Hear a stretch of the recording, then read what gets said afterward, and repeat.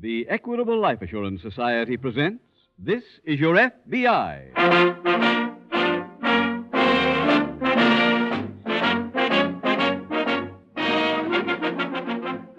This is Your FBI, the official broadcast from the files of the Federal Bureau of Investigation. Presented transcribed as a public service by the Equitable Life Assurance Society of the United States and the Equitable Society's representative in your community.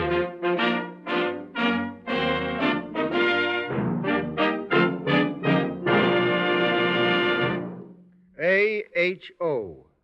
A-H-O.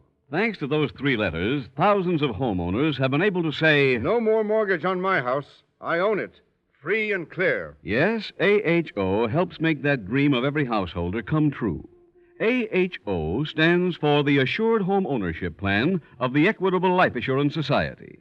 For full information on this money-saving, home-saving plan, please listen carefully in about 13 minutes.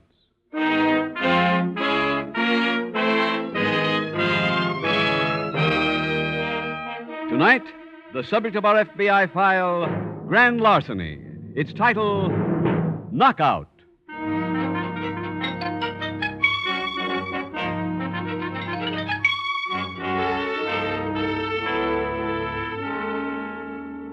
Tonight's case from the official files of the FBI prompts us to ask a question. When is gambling not gambling? The answer is when there is no risk involved. For the dictionary defines the word gamble as, quote, to hazard something on a chance, end quote. And that's exactly what thousands of people who place bets with bookmakers do not do. For in far too many cases, the event they bet on has been fixed, the winner already chosen. Not only does the innocent bettor throw his money down the drain, but he helps debase the very sport he's interested in. If you must bet, bet only with friends or through legal channels. If everyone would thus restrict themselves, the underworld would have no incentive to fix sports, and all athletic contests would be real contests.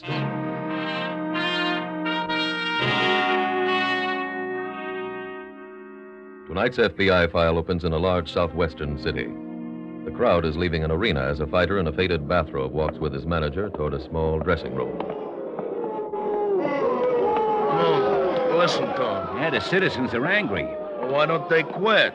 George, they paid to see a Christian thrown to a lion, and the lion lost. Huh? Go ahead, Gladiator, go ahead. What's all that stuff about a lion? Never mind. Climb up on the table. Where'd I put the scissors? On a chair. Oh, yeah. All right, host him. Yeah. Now, the other paw. They're still born. George, it's been so long since you won an encounter, your memory's failing. I ain't punchy. Well, then you should remember the citizens don't like the local pride to be carted from the ring in oblivion. Oh, it wasn't my fault. I realize that, but the populace paid their drachmas to watch you run it oars to combat. But Morgan didn't give me a chance to take a dive. Would you care to have me stand in the ring and explain that to the crowd? Oh, you can't do that. Precisely my point. Morgan's falling through the ropes and knocking himself out was an untimely accident. Oh. You think we'll get paid? Of course. Charlie Franklin doesn't care who wins as long as every pew is occupied. But you told him I'd take a fall in the third. George, it's rather difficult to throw a fight in the third round when your opponent knocks himself out in the second. I know, but it wasn't my fault. Let me worry about the finances. Your problem is to think of new ways to lose a fight. Okay. If I know Charlie Franklin, and unfortunately I do, he's in a ringside right now trying to convince the newspaper men that true justice demands a rematch next week. But I can't fight Morgan next week. Oh, why not? We got to fight in New Orleans. Well, send him a telegram and announce you hurt yourself training. Hey, where you going? To Franklin's office to collect our paltry few dollars. I'll see you back at the hotel. Okay. And, George, if any newspaper men come by, remember, Morgan hits with either hand like an enraged mule.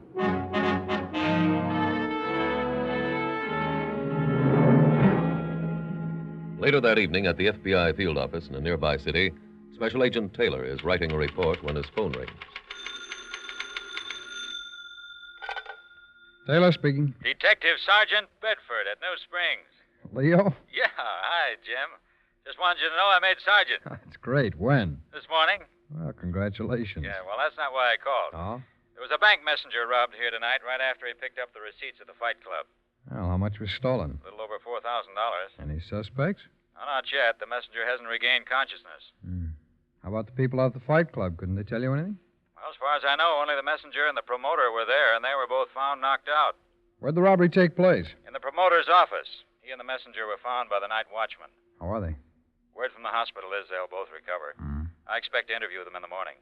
In the morning? Well, that'll give the bandits a pretty good start. Well, there's nothing much we can do about that, Jim. Yeah. Have you gone over the scene? Yeah, with a comb. I couldn't find a weapon or anything else that'd help. Look, how soon can you make it out here? Oh, wait a minute now. First, we'd better make sure of jurisdiction. We wouldn't be in on the case, Leo, if the money was stolen before being turned over to the messenger. Well, I found a receipt in the promoter's pocket. Well, that takes care of that. Wait till I check the airline schedule. Hold on, huh? Yeah, okay. Here's New Springs. New Springs. Here it is. Yeah. First plane I can get is 8:37 in the morning. Will you make it? Yeah. Now, Leo, I get in at 10:20, so I'll meet you at headquarters right afterwards.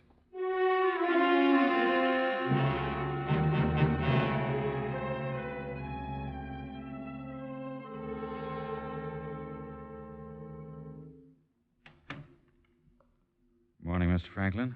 Can't a guy get any sleep in this hospital? I'm sorry. Your nurse said you were awake. I'm Sergeant Leo Bedford, Detective Squad. Well, you're late. I needed you last night when I got tapped out. Well, I'd like to ask you a few questions about last night, if you feel up to it. Sure, but I might as well tell you came to the wrong store. Oh, why? I don't know who did it. Well, tell me as much as you can, Mr. Franklin. Well, let's see. The guy from the bank came up to my office at about 10:30. Mm-hmm. The main go was over early. Yeah, I know. I give the guy my deposit, and he takes off. I'm at my desk a couple of minutes later when I hear a noise from the little room out front. I know Claire's already blown the joint, Claire? so I... Who's that? Claire Dawson, my secretary. Uh-huh. Her desk's out in the little office. I see. Will you go on, please? Well, like I say, I know she's gone home, so I can't figure who'd be out there. I call, but nobody answers. I go to see, and when I open the door, there's the bank guy laid out on the floor like the linoleum. Yeah. The next minute, I'm clobbered out myself. Did you see anyone besides the messenger? No. Have you any enemies who'd do this? Every promoter's got enemies. I don't figure any guy'd want to tap me out for keeps. Were you expecting any visitors? Nobody but the bank guy. I see. How long before the robbery did your secretary leave, Mr. Franklin? A couple of minutes. The bank messenger was in my office when she blew. Then she'd have seen anyone coming up the stairs, huh? Yeah, that's right. I never thought about that. She'd have passed the Heist guy. Where can I reach Miss Dawson? She lives at the Westgate Apartments over on Broadway. Yes, I know the place. Well, thank you for your cooperation, Mr. Franklin.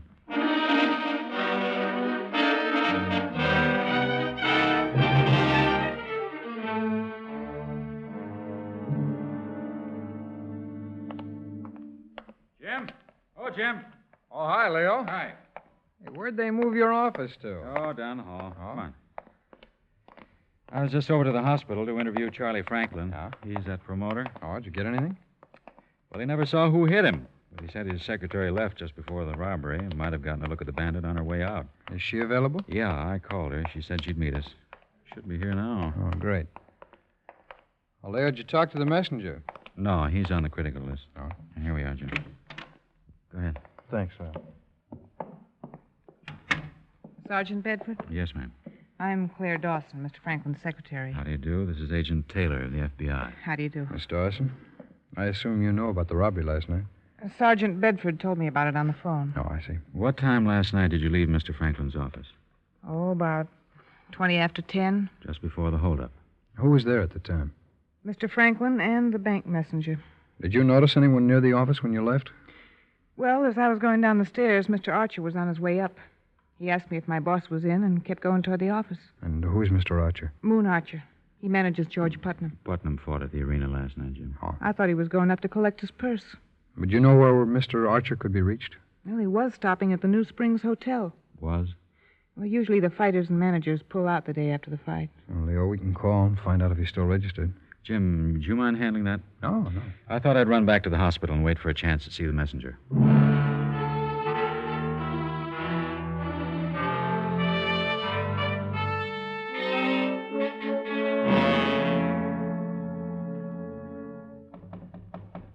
Come on in. This Mr. Archer's room? Uh-huh. Is Mr. Archer in? No. Are you George Putnam? Uh-huh. Mr. Putnam, I'm a special agent of the FBI. Here are my credentials. Hi. You know where Mr. Archer is? He ain't been here all night. You haven't heard from him? No. Well, there was a holdup last night in the office out at the arena. We understand Mr. Archer was seen going up the stairs just before it happened. You think Moon done the stick-up? Well, that's what I'm trying to find out. He ain't that kind of a guy. Well, there's at least a basis for suspicion. Why? Well, Archer was seen going to Mr. Franklin's office a few minutes before the robbery, and, well, now he's disappeared. Well, look, mister, just 'cause he fixes a couple of fights don't mean he'd stick up a joint. Archer fixes fights? Sure. Last night was a bag job, but it went wrong. I was supposed to get flattened in the third. Oh, and who arranged that? Moon and Franklin. Franklin was giving Petey Morgan a build-up. I don't know why. He's a real stiff. He doesn't even know how to jab. He drops his left all the time. And here, you hold up your dukes now. I'll show you what Not right what... now, thanks. What? How did you happen to win last night? Morgan knocked himself out. He threw a Marianne from back here. Missed me a foot. Went right through the ropes. I see. Now, besides Archer, Franklin, and yourself, who knew the fight was fixed? Oh, everybody, I guess. Morgan went in 1-5. How's that? He was 1-5. Favorite. Oh, I see. You make arrangements like that very often? Oh, sure. It's better. Better? For whom? Everybody. Fans got to see a good fight, and I know how I'm going to do. Tell me, Mr. Putnam, would you have any objection to signing a statement? About what? Everything you just told me. Oh, I guess it's okay. Fine.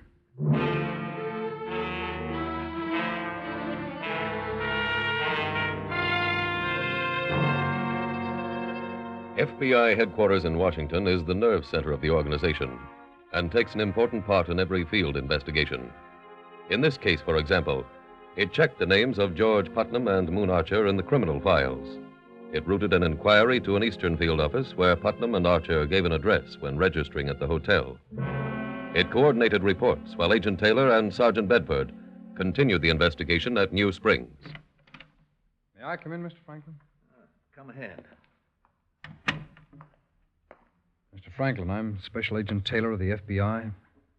Here are my credentials, sir. FBI, eh? Mm-hmm. You here on the heist job, too? That's right, sir. You find out yet who clobbered me out? No, but we've got a suspect, Moon Archer. You on the level? Did you see Archer last night? Sure. What makes you think he's a heavy? Well, your secretary said she saw Archer headed for your office as she was leaving last night. Well, what do you know? Tell me, would you have any idea where we might locate Archer? Sure, the New Springs Hotel. No, I've tried there. Oh, I spoke to George Putnam. That's stiff. Well, he told me something that might fit into this picture. He said the fight last night was fixed. He's punchy. He signed a statement that he was supposed to lose in the third round. Well, then you know right off he's daffy. If it was an El Fono for him to dive in the third, how come he win in the second? Well, he claims that was an accident. Anytime he wins, it's an accident. He fights like my Aunt Sarah, except he don't punch as hard. And I'll take a price as some bum looking for passes for next week's card. Hello. Mr. Franklin? Yeah? Is Agent Taylor there? Uh-huh. Hold it. It's for you. Oh, thanks very much. Taylor speaking. Jim, this is Leo. Oh, Leo, you talked to the messenger? No, but we just got word on Moon Archer. His car went off an embankment on Route 31 and crashed to the bottom of a gully.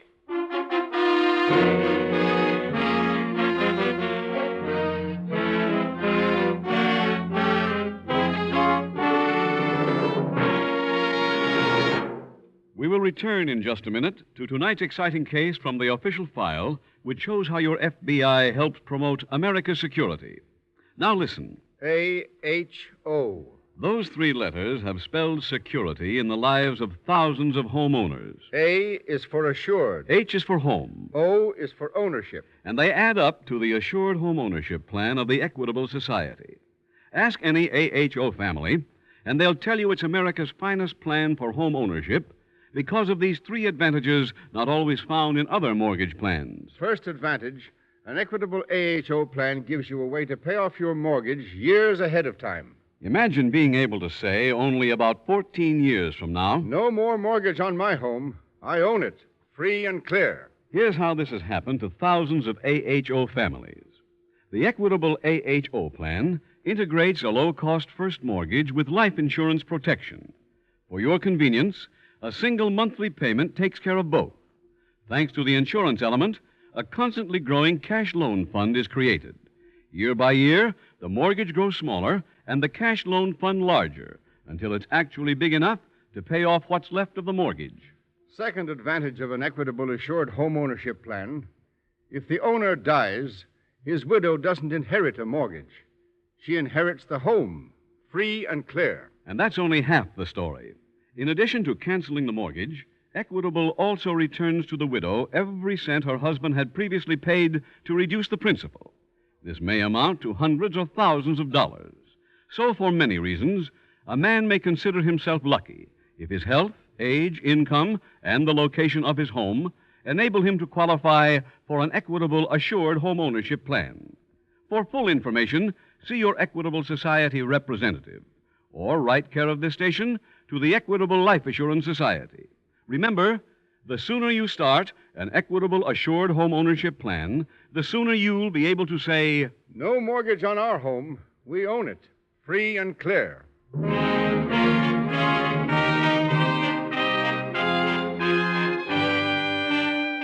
And now back to the FBI file, Knockout.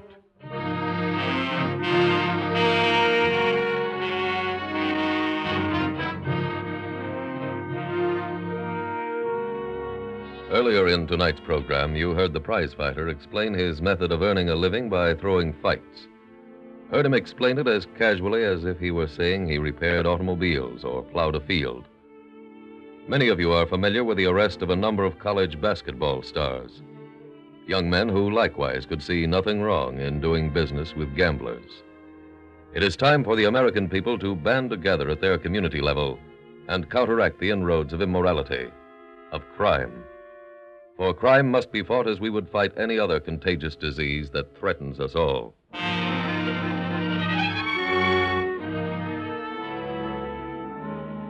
Tonight's FBI file continues at police headquarters the following morning. Leo, I just saw Moon Archer out at the hospital. I thought he wasn't being allowed visitors. Well, the doctor let me go in for a minute. Did you get anything? No, he's still in shock. He's not making too much sense when he talks. Apparently, after an accident like that, the victim sometimes loses some of his mental coordination. Then we may never get anything from him. Or doctor says condition isn't permanent. Did the doctor give you any idea when he might recover enough to be questioned? Well, they say maybe a day, maybe a month. Well, Jim, I called the property room at the hospital. Archer had $11.40 on him when he was brought in.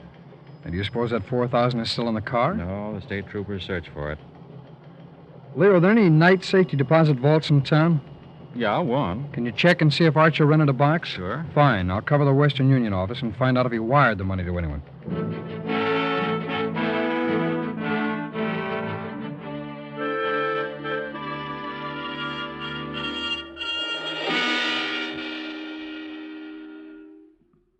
Greetings, Claire. Welcome home. Thanks. I thought you'd still be in the hospital. No action there, so I blew the joint. Well, you look fine. I feel great. First good rest I've had in years. Hey, the place never looked so clean. Well, don't thank me. Sergeant Bedford did it. Oh. He's been over every inch 3 times. You find anything? Not that I know of. You want to sign these letters? Okay. Oh, I paid Rocky Adams. Don't remind me about that. Now on, I wouldn't bet on breathing in and out. Where have I heard that before? Yeah, I'm leveling this time. When I blow a bet on Nelfono, I draw the line. Rocky was a little surprised to get his money. Why? Well, he figured you wouldn't have anything left after the robbery. He didn't make any guesses about the payoff being the gate receipts, did he? No. He's pretty cute that way. Here you are. I told him to forget he ever had a bet with you. You didn't have to. If he went around saying he won $4,000 from you and got paid the day after the robbery, somebody might add the 2 items up. Honey, the robbery's been solved. Archer's the boy. You see him in the hospital? No, but I hear he's off his rocker. Yeah, then it doesn't make any difference if he does talk. That's right. But after this, be more careful when you shove a car off a cliff.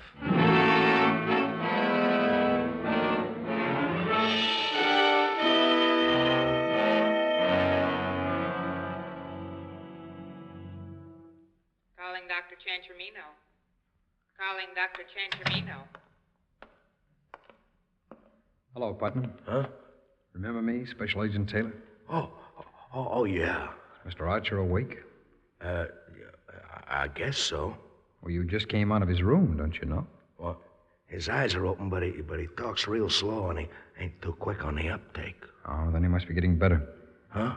Oh, the doctor told me he'd have a period of dull speech and slow thought patterns just before his recovery. Moon's got nothing on me with them slow thoughts, but I didn't have no accident. Oh? I just got a plain hangover. Me and Petey Morgan tied one on till 6 a.m. Petey Morgan? Yeah, guy I fought the other night. Are you two friends? No. I run into him in a saloon. He flashed a bundle and said some guy give it to him for losing. I helped him spend it. You said you were supposed to fake being knocked out by this Morgan? That's right. But he beat me to it. Who gave him the money he was flashing? I don't know. Do you know where I can locate Morgan? Well, he hangs around a joint called Louis. Thanks. I better find out if that story's true.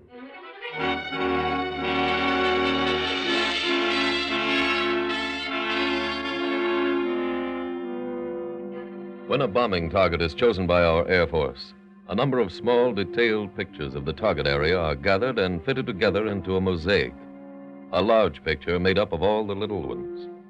Each lead in an investigation is like one of those smaller pictures, full of detail, but only part of the whole story. In this case, Agent Taylor left the hospital and went searching for Pete Morgan. Finally, Morgan was located and interviewed. After that, Agent Taylor returned to police headquarters. Leo, you know a man named Rocky Adams? Yeah, I certainly do, Jim. Who is he?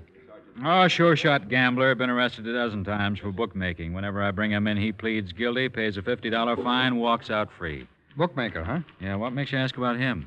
Oh, I saw George Putnam out at the hospital. He says Pete Morgan, the man he fought, told him last night he was paid to lose the fight. Well, let's get hold of Morgan, I've then. already seen him. He admits Adams paid him to lose in the second round. Did you ask Adams about that? Well, Adams claimed he didn't win a nickel on the fight, never gave Pete Morgan any money. He doesn't even know Morgan. Naturally. Oh, did you get to see the bank messenger? No, but I spoke to Moon Archer.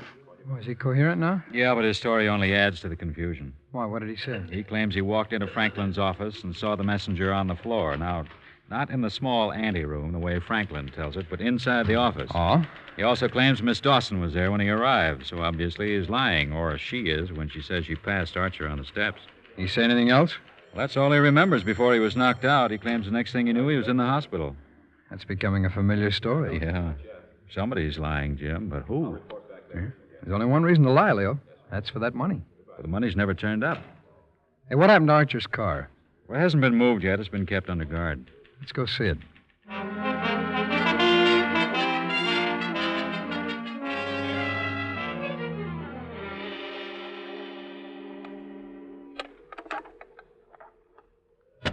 Nothing in the glove compartment, Leo. Yeah. Let's empty him to the back seat, too. You say there are no prints on the steering wheel? No, somebody wiped it clean. Well, that's suspicious right there, Jim. Yeah. Come on, let's take another look outside, huh? Okay.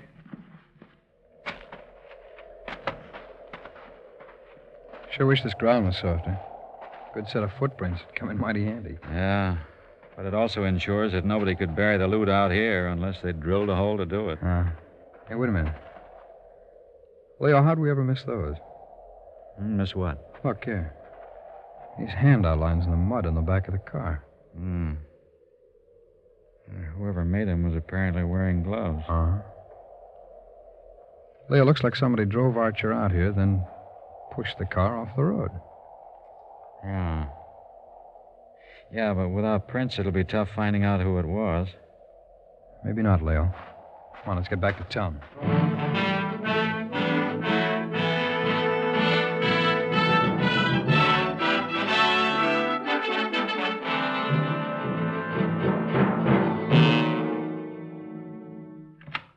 Good morning, Claire. Good morning.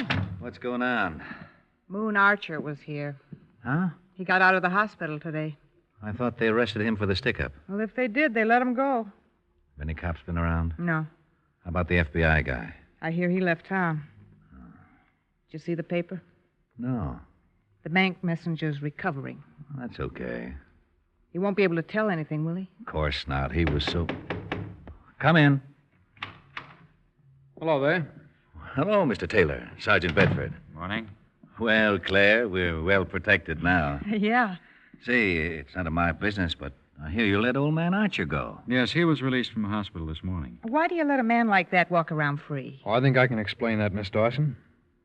Here, I believe these gloves are yours. Where'd you get him? Sergeant Bedford and I picked them up from your cleaners. What? Our lab says the mud on your gloves matches the mud from the back of Mr. Archer's car. What is all this? Why don't you just go out and find the guy who stole the dough? We have. You're both under arrest.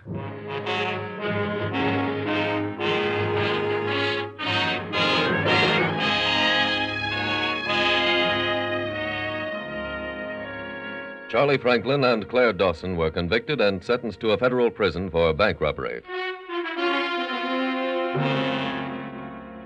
In full confessions after their arrest, Charlie Franklin and Claire Dawson admitted the attempt to frame Moon Archer. They also admitted that after Franklin knocked out the bank messenger and Archer, the girl hit Franklin over the head to make the robbery story look legitimate. She then drove Archer's car with his unconscious body in it to the gully and pushed the car off the highway. The plan was almost foolproof. But this is only another in a long series of perfect crimes that your FBI's crime laboratory has proven to be not so perfect. Day after day, the technicians at the crime lab examine evidence from all over the country, evidence in every type of case, evidence that is not theory, but fact. Their test tubes, their microscopes, their every instrument is further proof of the aid science lends to law enforcement. Proof of the lengths to which your FBI goes in every investigation to accept not circumstances, but only one thing, the truth.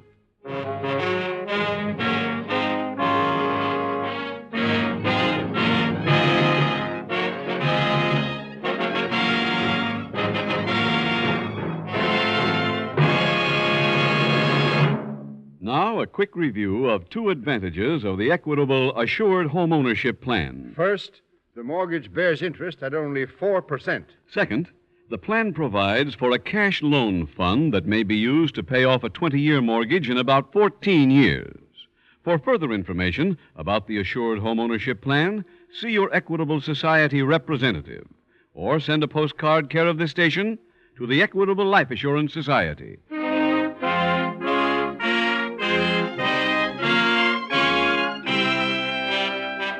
Next week, we will dramatize another case from the files of the Federal Bureau of Investigation. Its subject, armed robbery. Its title, Fiesta Fugitive. The incidents used in tonight's Equitable Life Assurance Society's broadcast are adapted from the files of the Federal Bureau of Investigation. However, all names used are fictitious, and any similarity thereof to the names of places or persons living or dead is accidental. Tonight, the music was composed and conducted by Frederick Steiner. The author was Jerry D. Lewis. Your narrator was William Woodson, and Special Agent Taylor was played by Stacey Harris. Others in the cast were Ed Begley, Whitfield Connor, Bill Conrad, Joe Gilbert, and Bill Johnstone. This Is Your FBI is a Jerry Devine production. This is Larry Keating speaking for the Equitable Life Assurance Society of the United States and the Equitable Society's representative in your community, and inviting you to tune in again next week at this same time when the Equitable Life Assurance Society will bring you another thrilling transcribed story from the files of the Federal Bureau of Investigation. Fiesta Fugitives on This Is Your FBI. Stay tuned for the adventures of Ozzie and Harriet. There's fun for the whole family when Ozzie and Harriet come your way next. This program came to you from Hollywood.